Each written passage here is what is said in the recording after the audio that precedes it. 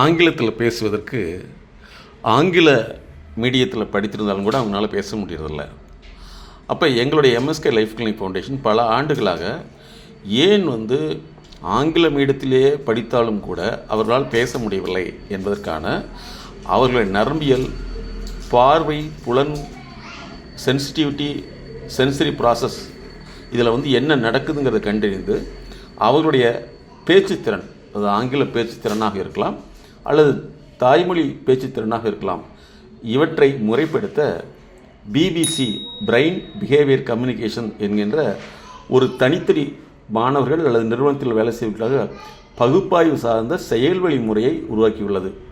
அப்போ ஆங்கிலத்தில் பேசுறதுக்கான முறைகளில் நாங்கள் யாருக்குமே டீச்சிங் பண்ணுறது கிடையாது. அவர்களுடைய புலன் இயக்கங்களை முறைப்படுத்தி சைக்கோ லிங்குஸ்டிக் என்று சொல்லக்கூடிய உளவியல் சார்ந்த மொழித்தன்மையை அதிகப்படுத்தி அவர்களை பேசும் தன்மையுடையவராக மாற்றும். இது ஆரம்ப நிலை, அதாவது பேசிக் லெவலுங்கிறது 3 மாதங்கள். இந்த 3 மாதங்களில் அவர்களுடைய ஒத்துழைப்புக்கு ஏற்ப ஒரு சிலர் எழுதுறதுக்கு பிடிக்காது, நான் உடனே இன்றைக்கே பிரிட்டிஷ் இங்கிலீஷில் பேசணும்னு நினைப்பாங்க. ஆனால் அதற்கான எந்த உழைப்பும் செய்ய மாட்டாங்க. உழைப்பை செய்கிறது, அதாவது நாங்கள் கொடுக்கக்கூடிய ஒர்க் அவுட் பண்ணுறதுக்கு சங்கடப்படுவாங்க. அவங்களுக்கு உடனடியாக ரிசல்ட் வரணும், உடனடியாக எனக்கு பேசணும்னு நினைப்பாங்க, எந்த வேலையும் செய்ய மாட்டாங்க. இது ஒரு வகையில் உளவியல் பாதிப்பு. இதே இல்லாமல் எங்களோட தொடர்ந்து கோஆப்ரேட் பண்ணக்கூடியவர்களுக்கு அவர்களுடைய ஆங்கில பேச்சுத்திறன், ஆங்கிலத்தில் பிறரோடு தொடர்பு கொள்ளும் திறன், ஆங்கிலத்தில் எழுதும் திறன், ஆங்கிலத்தை சரியான முறையில் ப்ரெசன்டேஷன் என்று சொல்லக்கூடிய மேடை நிகழ்வுகளில் அவர்களுடைய ஆங்கிலத்தில் அவர்கள் நினைப்பதை அல்லது சொல்ல வேண்டிய சொல்லும் திறனை உருவாக்கி கொண்டிருக்கிறோம். இதற்கான கால அளவு பேசிக் லெவல் 3 மாதங்கள். இதை பொறுத்து ஒவ்வொரு கட்டங்களிலும் ஒவ்வொரு திறன்களை உருவாக்க நாங்கள் பல்வேறு வகையில் மாணவர்களுக்கும் பெரு நிறுவனங்கள் என்று சொல்லக்கூடிய கார்ப்பரேட் கம்பெனியில் ஒர்க் பண்ணுறவங்களுக்கும் எங்களுடைய BBC brain behaviour communication English speaking தெரப்பியை உருவாக்கி செய்து வருகிறோம் என்பது இந்த வீடியோவின் மூலமாக உங்களுக்கு விழிப்புணர்வு ஏற்படுத்துகிறோம். இது விளம்பரம் அல்ல, விழிப்புணர்வு. ஒரு ஸ்கூல் ஸ்டூடெண்ட்டாக இருக்கட்டும் அல்லது நிறுவனத்தில் வேலை செய்கிறவங்களாக இருக்கட்டும், அவங்களுக்கு அந்த பேச்சு வரல அப்படிங்கிறது என்ன காரணம்னா, அவங்க பார்க்கக்கூடிய காட்சியை வார்த்தைப்படுத்த தெரியாது.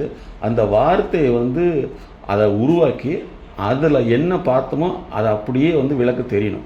அப்படி தெரியலைங்கிற பட்சத்தில் தான் அவங்க திக்கிற ஒரு பழக்கத்தை உருவாக்கிக்குவாங்க. அதனால தான் நாங்கள் டாக்கிங் இன்டெலிஜென்சின்னு சொல்கிறோம்.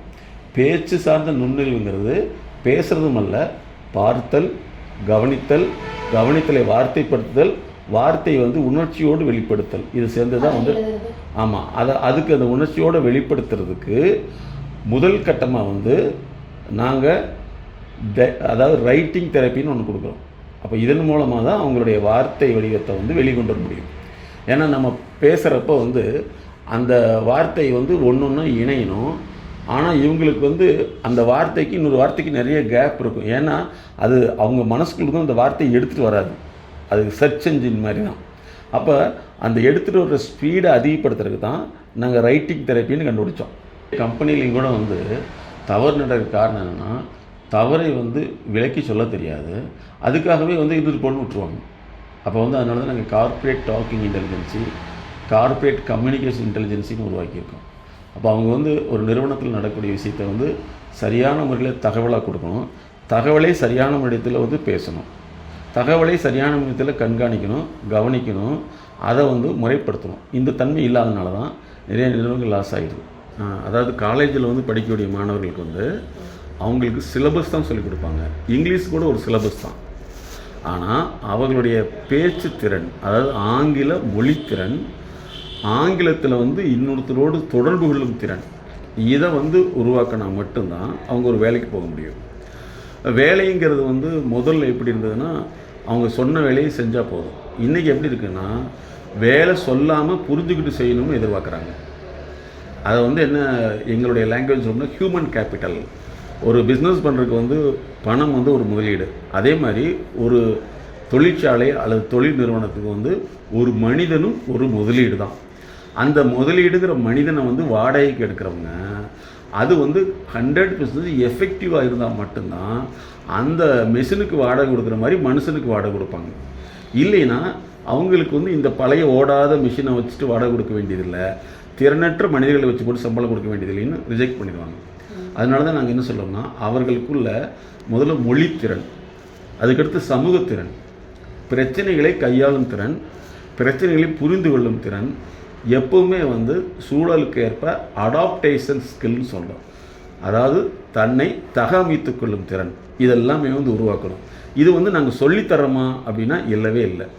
எங்களுக்கு வந்து டீச்சிங் புரோட்டோக்கால் கிடையாது, தெரபியூட்டிக் புரோட்டோக்கால். அவங்கள வந்து ஒரு செயலில் ஈடுபடுத்தி அது டெய்லி அவங்க அந்த செயல்பாடுகளில் எதெல்லாம் அவங்களுக்கு தடையாக இருந்தது, எதை சமாளிக்க முடியலைங்கிறது தெரிஞ்சுட்டு அதை எங்களோட கன்சல்டேஷன் பண்ணுவோம். அப்படி அவங்க வந்து தான் செய்கிற செயல் செய்ய முடியலைன்னா நாங்கள் வந்து அவங்களுடைய செயல்திறனை வந்து கண்டறிந்து மாற்றுவதற்கு தொடர்ந்து வந்து செயல்முறைகளை நாங்கள் கொடுப்போம். ஆனால் லேர்னிங் அப்படின்னா அந்த சூழல் எதுவானால் இருக்கலாம், அந்த சூழலுக்கேற்ப தன்னை தகமைத்து கொண்டு உடல் இயக்கம் அறிவு இயக்கத்தில் செயல்படணும். நாங்கள் மனம்ங்கிற வார்த்தையை வந்து எடுத்துக்கொள்வதில்லை. ஏன்னா மனம்ங்கிறது அந்த காலத்துடைய கருத்து கோட்பாடு. ஆனால் மனம்ங்கிறதுனுடைய எங்களுடைய மைண்ட் செட் நாலேஜ் எம்எஸ்கே உளவியல் கோட்பாட்டின்படி மனம்ங்கிறது செயல்படும் ஒரு அமைப்பு. அதுதான் நாங்கள் வந்து அறிவே மனம்னு சொல்கிறோம். அந்த மனம்ங்கிறது அறிவு தான். அந்த அறிவு செயல்படும் நிலை, அறிவு தன்னை வந்து எவ்வாறு உயர்த்தி கொள்ளும் நிலை, இது இருந்தால் மட்டும்தான் அவங்கள வளர்ச்சி கொண்டு போக முடியும். அப்போ இப்போ வரக்கூடிய மாணவர்களுக்கு வந்து அவங்களுடைய ஜாப் ஃபிட்னஸ், அதாவது கார்ப்பரேட் ஜாப் ஃபிட்னஸ்ன்னு சொல்கிறோம். இன்னும் சொல்ல போனால் கார்ப்பரேட் ஜாப் இன்டெலிஜென்ஸின்னு சொல்கிறோம்.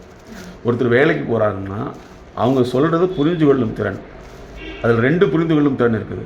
ஒன்று வந்து அவங்க வார்த்தை ரீதியான அந்த வார்த்தையை புரிந்து கொள்ளுதல், வார்த்தை என்ன செயல் செய்யணுமோ அந்த செயலை புரிந்து கொள்ளுதல், அந்த வார்த்தையை புரிந்து கொள்ளுதல், இதை வந்து அண்டர்ஸ்டாண்டிங் சொல்கிறோம். அது என்ன செயலை சொல்கிறாங்க, அந்த செயலுக்கான வார்த்தைன்னு சொல்கிறது காம்ப்ரிஹென்ஷன் சொல்கிறோம். இதை அவங்களுக்கு இருக்குதான்னு பார்த்துட்டு இதை கொண்டு வருவோம்.